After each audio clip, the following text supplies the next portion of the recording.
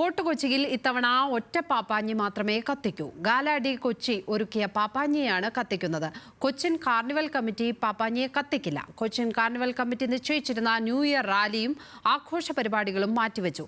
ഇത് സംബന്ധിച്ച അന്തിമ തീരുമാനം ജില്ലാ കളക്ടറുമായി ആലോചിച്ച ശേഷമേ കൈക്കൊള്ളൂ. ഫോർട്ട് കൊച്ചിയിൽ നിന്ന് സഹിൻ ആന്റണി തയ്യാറാക്കിയ റിപ്പോർട്ട് കാണാം.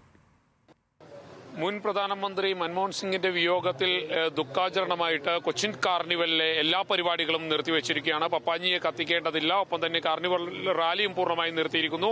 അക്കാര്യത്തിൽ ഒരു തീരുമാനമായിട്ടുണ്ട്. കമ്മിറ്റി ചേർന്ന് പപ്പാഞ്ഞിയെ കത്തിക്കേണ്ടതില്ല എന്ന് തന്നെയാണ് തീരുമാനിച്ചിരിക്കുന്നത്. എന്നാൽ ഫോർട്ട് കൊച്ചിയിൽ ഒരു പപ്പാഞ്ഞി കത്തും. അതിപ്പോൾ നമ്മളുള്ള ഫോർട്ട് കൊച്ചി വെളി മൈതാനത്തെ ഗാലാഡി കൊച്ചിയുടെ പപ്പാഞ്ഞിയാണ്. ആ പപ്പാഞ്ഞിയാണ് കത്തിക്കുക. എന്തായാലും ഫോർട്ട് കൊച്ചി വെളി മൈതാനത്ത് പപ്പാഞ്ഞിയെ കത്തിക്കാൻ തന്നെ തീരുമാനിച്ചിട്ടുണ്ട്. ഇപ്പോൾ നമ്മൾ നിൽക്കുന്ന ഫോർട്ട് കൊച്ചി വെളിയിൽ ഗാലാഡിയുടെ പ്രവർത്തകർ മുൻ പ്രധാനമന്ത്രിക്ക് അനുശോചനം അറിയിച്ചുകൊണ്ട് മെഴുകുതിരി കത്തിക്കുകയാണ്.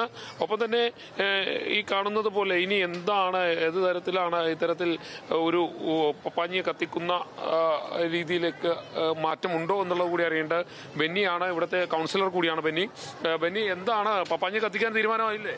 അതെ, തീർച്ചയായിട്ടും തീരുമാനമായിട്ടുണ്ട്. അതിനുമുമ്പാട് ഇവിടെ വന്നിരിക്കുന്ന 10,000-കണക്കിന് ആൾക്കാരുടെ മുമ്പിൽ ആദരണീയനായ മുൻ പ്രധാനമന്ത്രി മൻമോഹൻ സിംഗിന്റെ അനുശോചന യോഗമാണ് ഇപ്പോൾ ഗാലാഡി നടത്തിക്കൊണ്ടിരിക്കുന്നത്.